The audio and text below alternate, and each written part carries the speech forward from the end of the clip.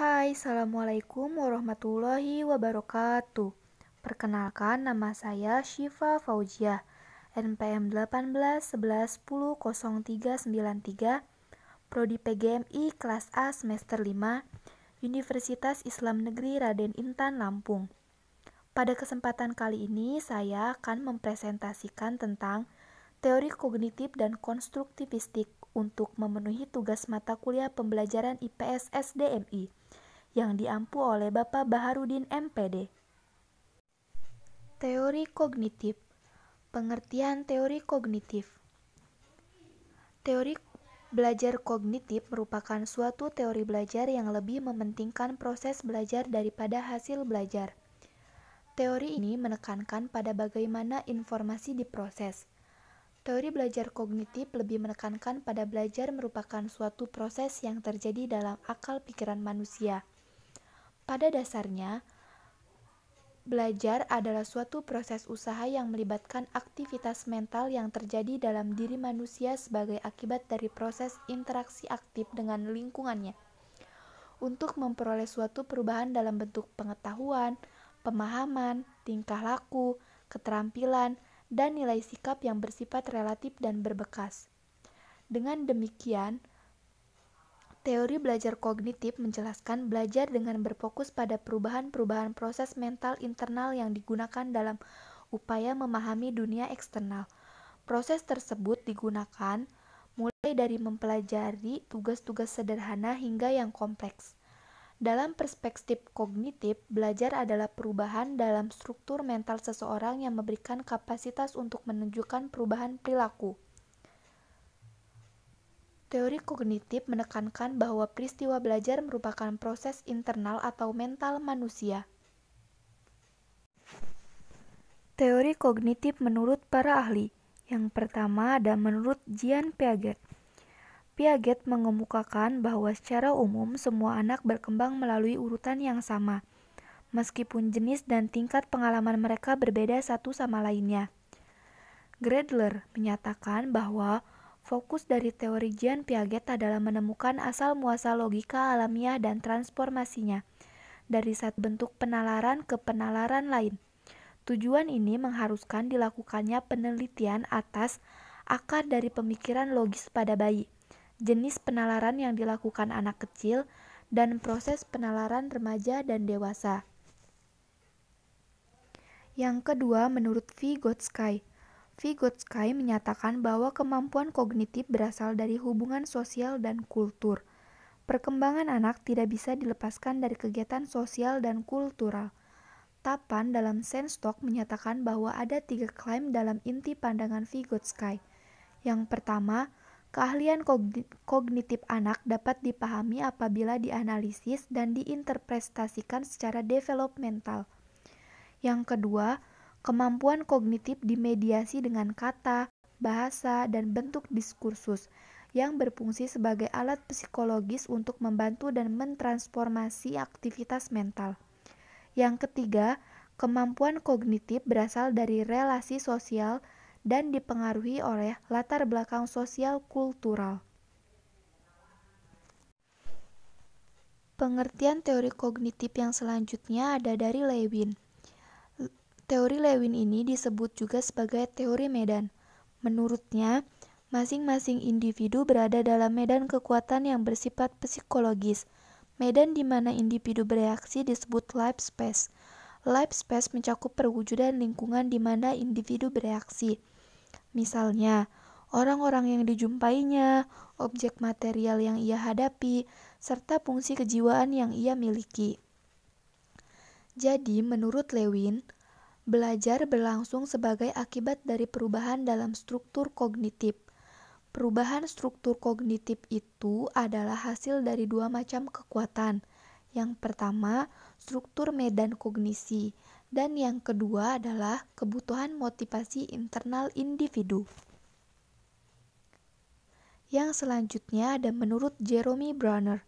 Jeremy Brunner berpendapat bahwa kegiatan belajar akan berjalan baik dan kreatif jika siswa dapat menemukan sendiri suatu aturan atau kesimpulan tertentu. Dari sudut pandang psikologi kognitif, bahwa cara yang dipandang efektif untuk meningkatkan kualitas output pendidikan adalah pengembangan program-program pembelajaran yang dapat mengoptimalkan keterlibatan mental intelektual pembelajar pada setiap jenjang belajar.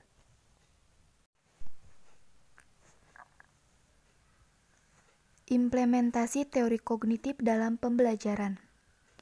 Implementasi teori kognitif dalam pembelajaran. Menurut Piaget, ada beberapa strategi mengajar untuk menerapkan teori Piaget dalam pembelajaran.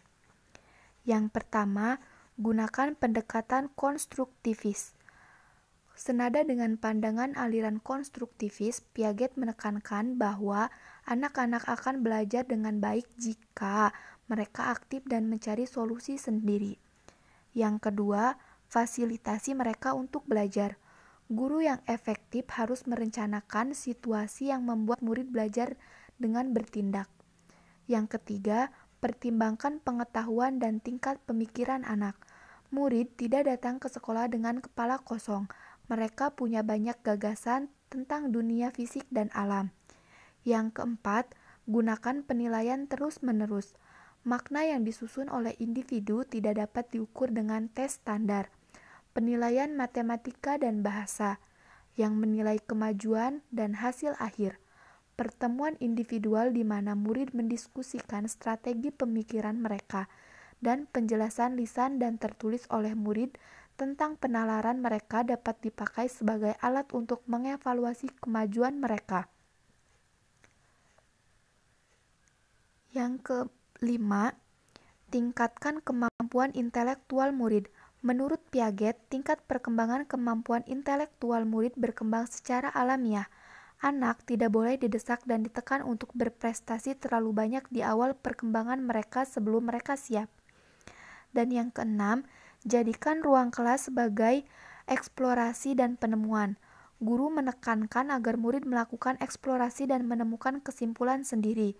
Guru lebih banyak mengamati minat murid dan partisipasi alamiah dalam aktivitas mereka untuk menentukan pelajaran apa yang akan diberikan. Yang selanjutnya, kelebihan teori kognitif dalam pembelajaran. Yang pertama ada, sebagian besar dalam kurikulum pendidikan negara Indonesia lebih menekankan pada teori kognitif yang mengutamakan pada pengembangan pengetahuan yang dimiliki pada setiap individu. Yang kedua, pada metode pembelajaran kognitif, pendidik hanya perlu memberikan dasar-dasar dari materi yang diajarkan. Untuk pengembangan dan kelanjutannya diserahkan pada peserta didik, dan pendidik hanya perlu memantau dan menjelaskan dari alur pengembangan materi yang telah diberikan. Yang ketiga, dengan menerapkan teori kognitif ini, maka pendidik dapat memaksimalkan ingatan yang dimiliki oleh peserta didik untuk mengingat semua materi-materi yang telah diberikan. Karena pada pembelajaran kognitif, salah satunya menekankan pada daya ingat peserta didik untuk selalu mengingat akan materi-materi yang telah diberikan. Yang keempat, menurut para ahli, kognitif itu sama artinya dengan kreasi atau pembuatan satu hal yang baru, atau membuat suatu yang baru dari hal yang sudah ada. Maka dari itu, dalam metode pembelajaran kognitif, peserta didik harus lebih bisa mengkreasikan hal-hal baru yang belum ada, atau menginovasi hal yang sudah ada menjadi lebih baik lagi. Dan yang kelima, metode kognitif ini mudah untuk diterapkan dan juga lebih baik dan telah banyak diterapkan pada pendidikan di Indonesia dalam segala tingkatan.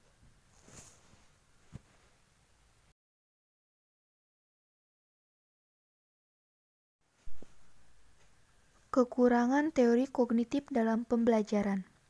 Yang pertama, menekankan pada kemampuan ingatan peserta didik. Yang kedua, tidak memperhatikan cara peserta didik dalam mengeksplorasi atau mengembangkan pengetahuan dan cara-cara peserta didiknya dalam mencarinya.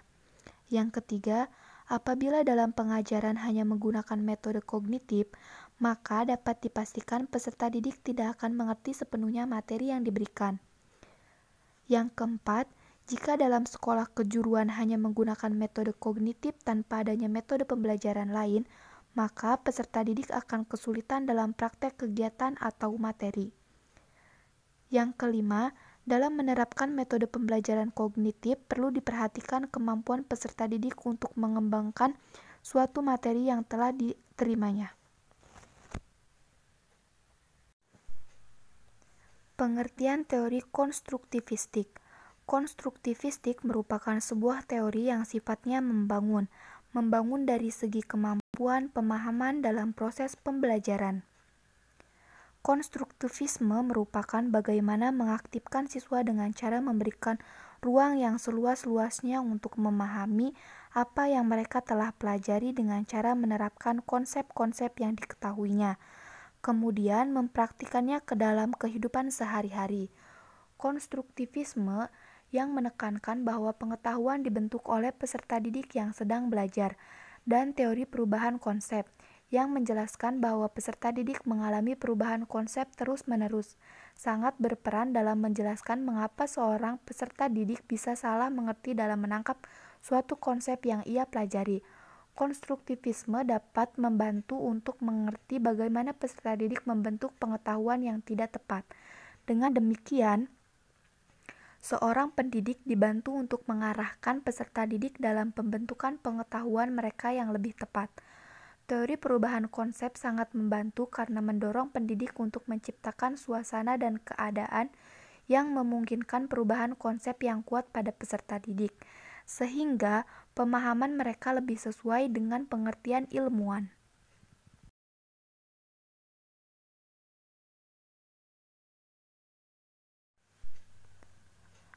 Teori konstruktivistik menurut para ahli. Yang pertama ada menurut Jean Piaget. Teori konstruktivisme pada proses untuk menemukan teori atau pengetahuan yang dibangun dari realitas lapangan. Peran guru dalam pembelajaran menurut teori konstruktivisme adalah sebagai fasilitator atau moderator. Yang kedua ada menurut Vygotsky. Ratu Manan dalam bukunya mengemukakan bahwa karya Vygotsky didasarkan pada dua ide utama. Pertama, perkembangan intelektual dapat dipahami hanya bila ditinjau dari konteks historis dan budaya pengalaman anak. Yang kedua, perkembangan bergantung pada sistem-sistem isyarat mengacu pada simbol-simbol yang diciptakan oleh budaya untuk membantu orang berpikir.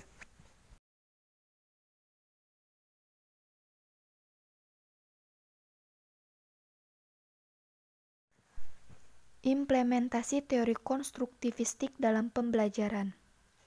Yang pertama, seorang pendidik harus menciptakan pengalaman yang autentik dan alami secara sosial kultural untuk para peserta didiknya. Materi pembelajaran sungguh harus kontekstual, relevan, dan diambil dari pengalaman sosial budaya setempat. Pendidik tidak dapat memaksakan suatu materi yang tidak terkait dengan kehidupan nyata peserta didik. Pemaksaan hanya akan menimbulkan penolakan dan menimbulkan kebosanan, atau akan menghambat proses perkembangan pengetahuan peserta didik. Yang kedua, pendidik harus memberi otonomi, kebebasan peserta didik untuk melakukan eksplorasi masalah dan pemecahannya secara individual dan kolektif.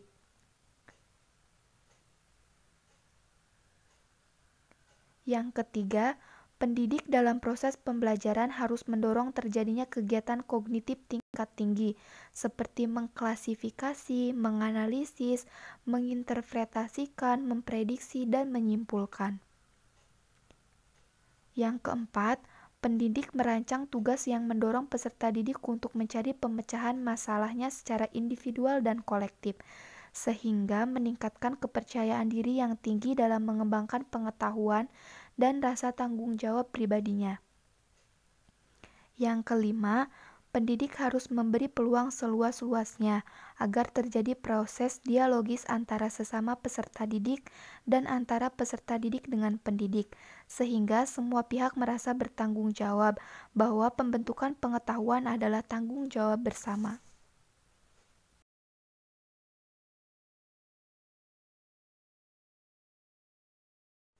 Kelebihan teori konstruktivistik dalam pembelajaran. Yang pertama ada berpikir. Dalam proses membina pengetahuan baru, murid diajarkan berpikir untuk menyelesaikan masalah atau sebuah studi kasus, dan dapat mengembangkannya menjadi sebuah ide atau membuat keputusan. Yang kedua ada faham. Dalam proses pembelajaran, murid harus terlibat langsung dalam mengembangkan sebuah pengetahuan baru, sehingga peserta didik akan lebih paham dan boleh mengaplikasikannya dalam sebuah situasi. Yang ketiga ada daya ingat. Pada dasarnya, dalam proses belajar, murid harus terlibat secara langsung dengan aktif, sehingga mereka akan ingat lebih lama semua konsep yang ada, yakni dengan cara murid melakukan pendekatan membina sendiri kepahaman mereka.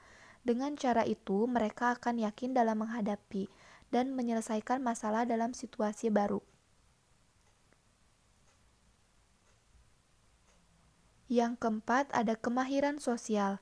Dalam proses belajar, kemahiran sosial diperoleh apabila seorang murid berinteraksi dengan guru dan rekan dalam membina pengetahuan baru. Yang kelima ada seronok. Artinya adalah, dalam proses belajar yang benar, peserta didik pastinya akan terlibat secara terus-menerus dan semakin lama mereka akan paham, ingat, dan lebih yakin dalam memutuskan sebuah pengetahuan baru. Apabila peserta didik melakukan interaksi secara sehat dengan guru atau rekan, maka mereka akan merasa seronok belajar dalam membina pengetahuan baru.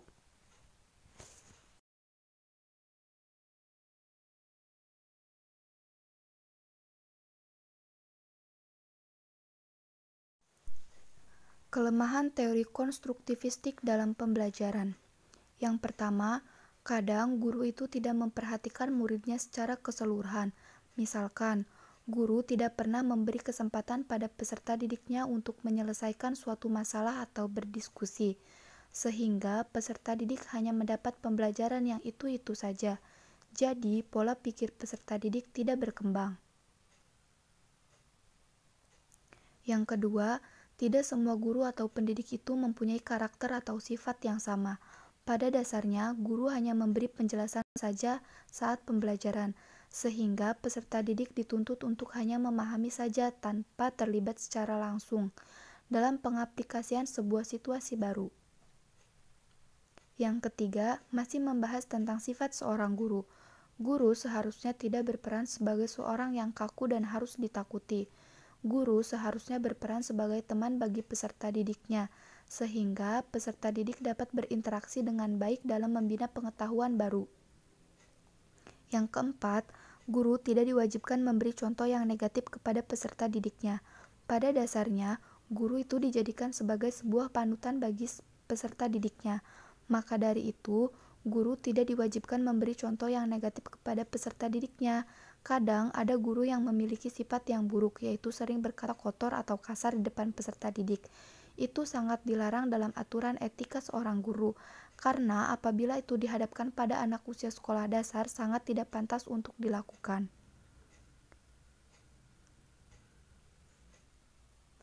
Yang kelima, apabila peserta didik tidak dilibatkan dalam pembelajaran praktik, maka daya ingat dan pengetahuan peserta didik tidak akan berkembang dengan baik. Dan apabila diberi materi baru, pasti materi sebelumnya akan dilupakan. Terima kasih telah menyaksikan, semoga bermanfaat. Maaf apabila terdapat banyak kesalahan. Wassalamualaikum warahmatullahi wabarakatuh. See you.